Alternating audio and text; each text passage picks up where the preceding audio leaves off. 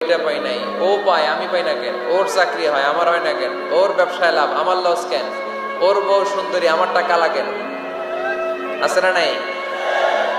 না, অভিযোগ করবেন না।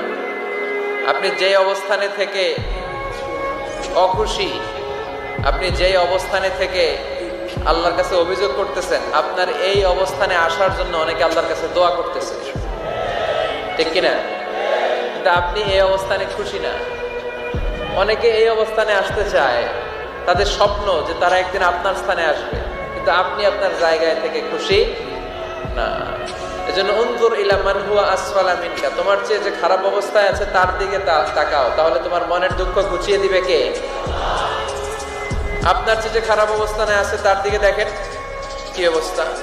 আপনি এইটা চান ওইটা চান, কত কিছু লাগবে আপনার। হসপিটালে যে দেখেন ক্যান্সারে আক্রান্ত রোগীদের কি অবস্থা দেখেন।